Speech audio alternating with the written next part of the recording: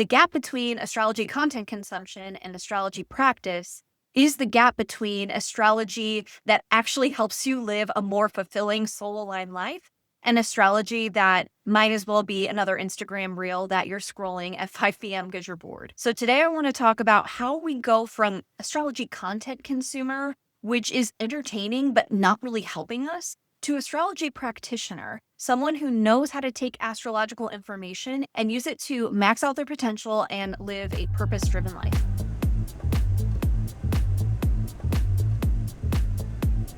Hey everybody, welcome back. I am Dana Solara. I'm an astrologer and spiritual coach, and I love talking about how we use astrology to live a more spiritually fulfilling life, because in my humble opinion, that is really what it's for. It's a tool. It's a means to an end.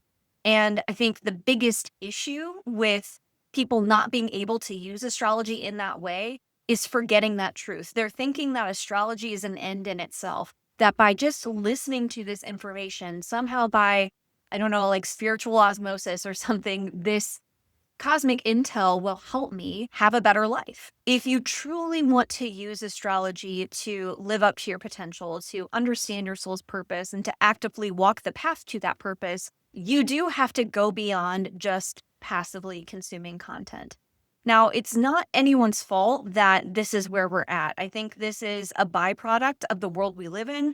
We're living through an astrology renaissance. In the last 20 years or so, astrology has boomed, especially traditional astrology, with the recovery of ancient texts by Project Hindsight.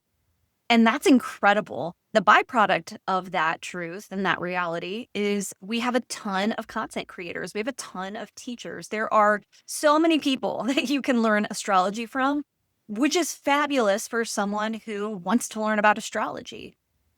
The problem is this content and these videos and these podcasts are not actually helping you apply what you're learning. It's the difference between understanding how to bake chocolate chip cookies and actually going out and baking them. Listening to the content is getting the recipe, but you're not actually creating the chocolate chip cookies yet. And if you want to go from astrology consumer to astrology practitioner, that is exactly what you have to do, is step 2. Now, the devil's advocates in the room might be like, but Dana, can't I get a lot out of understanding someone else's interpretation of the astrology of the moment? Can't that be a practice in itself? And to that I say, yes, and it depends on your intention. This is actually the missing piece, and really step 1 of going from consumer to practitioner is you have to have an intention for what you're coming to astrology for.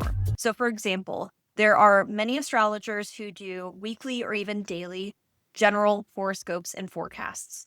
Coming to those episodes as a consumer of astrology, you're turning it on, you're listening, you're going, that makes sense, or, oh yeah, that is going on for me. And you get that deep connection to yourself that I think you're really after by tuning into astrology in the first place. But once the episode ends, it's like you go back to your regular life and it's just in your mind. Now, if you're a little more intentional, but not completely intentional, you might notice it in your waking life. You might recognize in something someone says or in something on TV or whatever, a manifestation or synchronicity of the archetypes being discussed in the content you were consuming. That's cool too, but is your intention just to learn astrology, or is your intention to create a more fulfilling, aligned, exciting, meaningful, purposeful life? Now, if your intention is simply to learn and simply to be more present, I think you can just consume content. But the thing is, if you're using astrology, you're never just consuming. You're coming to that horoscope with a different energy. A consumer is just listening, tuning in, going about their day, and maybe they notice it. But someone with an active intention to use astrology to be more mindful, let's say, is going to come to that same horoscope, that same forecast, and they're going to have a totally different experience, not just while they're listening, but immediately after and beyond, because they are coming to that forecast looking for the guideposts, the signs to be watching for. And they're going to leave that same piece of content with a heightened awareness, a more precise perspective to approach their life with in that moment. And when they notice those synchronicities, it's not just an interesting coincidence. It's a reminder to be present. Do you see how the lived experience, the day-to-day life of someone who's just listening out of mild curiosity versus someone who's actively choosing what they're using this information for is going to get something much different out of their astrology practice? And if all you want to do is just hear what other people have to say about astrology, that's actually okay too. I just want you to choose that on purpose and not keep coming back to forecast and horoscope content and what have you, hoping that something good is going to happen, waiting for something to change, and nothing ever changing. I think sometimes because astrology for literally thousands of years has been known as an oracle, as something that reveals your fate, we come to astrology with this hoping energy, this energy of please let something good be happening and waiting for someone else to tell us that things are going to be good. I actually think astrology should do the opposite. I think we should come to astrology in order to gain the intel we need to move intelligently through our lives. And by intelligently, I just mean intentionally. We come to astrology to get the cosmic weather, to see what kind of energy we're moving through. We use that to inform our choices, not to choose for us. We are ultimately in charge. Astrology does not negate free will. And the more that we come to astrology, hoping that it can save us, for lack of a better way to say that, I know it might seem dramatic, but I do think we're hoping that something good is happening soon. And we're waiting for someone else to tell us that that's the case instead of using astrology to create our own luck, so to speak, to forge our own path, to decide how we want to move through our lives, given the cosmic weather. There's something really insidious about the content consumption cycle. And we know how addictive scrolling is, and social media and all of the algorithms are designed to keep us hooked. But when we're talking about being in this content consumption cycle with astrology, I think it's especially dangerous because what astrology should do is help you meet yourself more deeply. But when you're only tuning into other people and waiting to hear what other people have to say about how your life is going to go, you are outsourcing your power instead of reclaiming it. And astrology should help you reclaim your power. It should help you reconnect to your deepest sense of self, in your inner compass, and your agency. The content consumption cycle keeps us from being able to do that by constantly asking someone else, what do you think is going to happen? It's okay to get the cosmic weather from someone else, especially if you have no interest in being a professional astrologer. But if you want to use astrology to connect with your soul, to connect with your purpose, to, in fact, live out your purpose, you actually need to do more than that. You need to decide how you want to use astrology. And that's where you can become an astrology practitioner. And more importantly, you can use astrology to connect with your agency and your purpose. So how do we do this?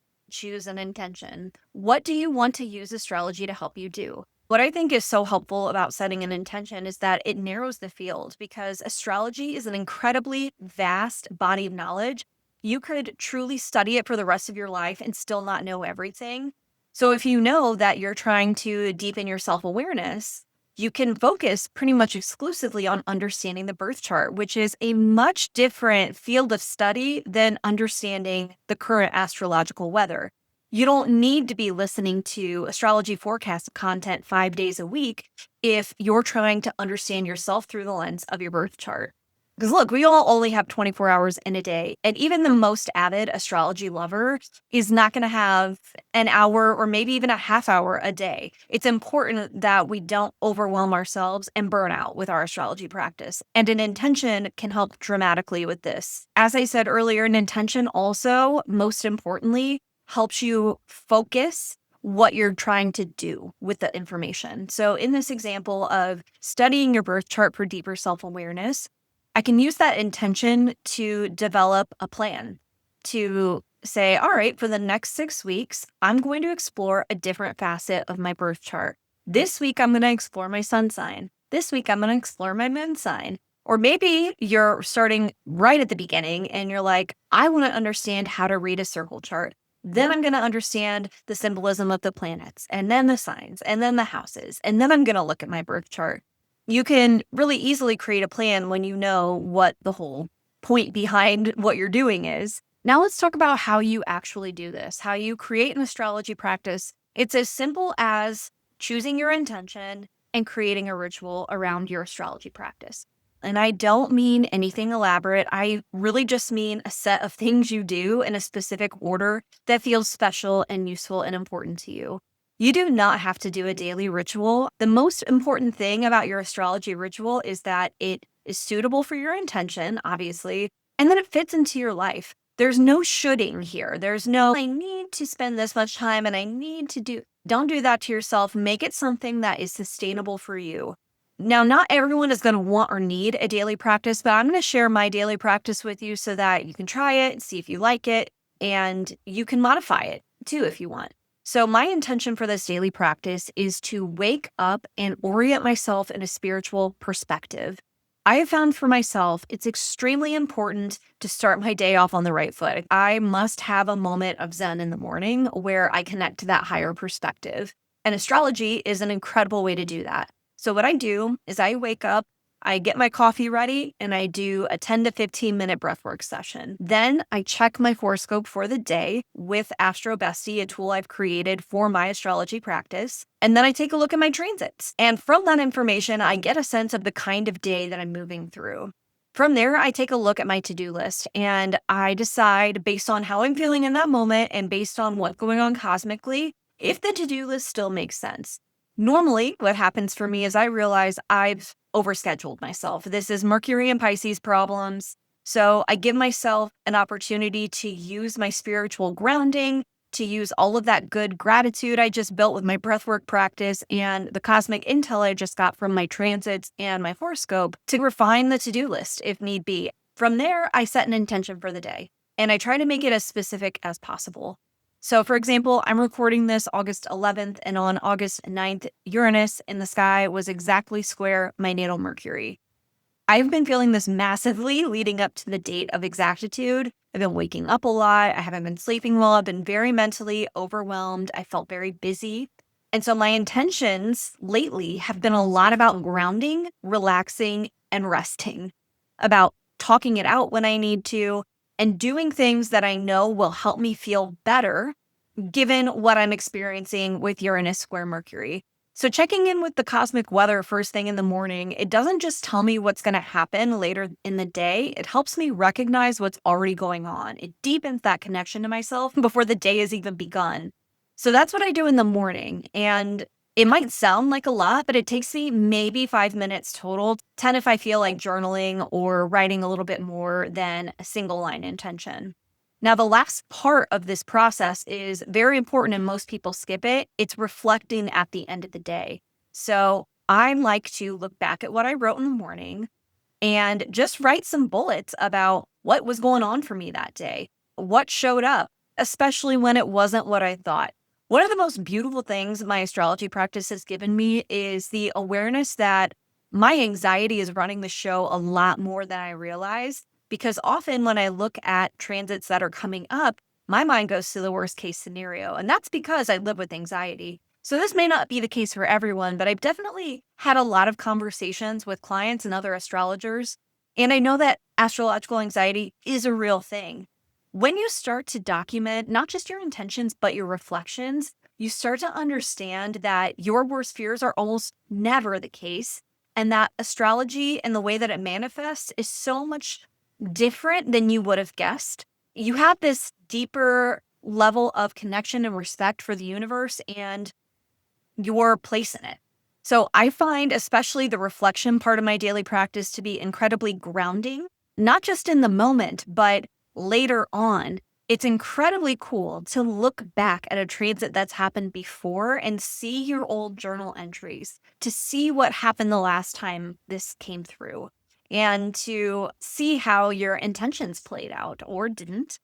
It's all incredible for your deeper learning about astrology for sure, but also about yourself, about your soul, and what your soul is here to do. Now, as I said, this is just one way to practice astrology. There are, I think, infinite ways you can use the tool of astrology to help you live a more fulfilling, aligned life. And it's the reason I created Astrobestie. Now, Astrobestie isn't live yet. It's going live to the public on September 8th, but there is a waitlist available, which is going to give you Astrobestie at the best price available for life. So if you're interested in getting in the line to get the best pricing possible, you can find the waitlist down below. Some of the feedback from the beta testers has really blown my mind and made me so excited to share this with the rest of the world. So if it sounds like something you're even a little bit interested in, I highly recommend getting on that waitlist. Let me know below what your astrology practice looks like. Maybe you already have one. I think it'd be really cool for us to share our practices with each other. This is something I'm definitely going to continue to talk about here on the channel and offer different ways we can use the incredible tool of astrology to feel more deeply connected to ourselves, our souls, our purpose, each other, humanity. And so I'm looking forward to chatting with you guys about this in the comments, to talking about it more in future videos. Don't forget to subscribe if you haven't already. And if you have any recommendations or suggestions for future episodes, you can let me know those in the comments too. I'll see you guys next time. Have a great day.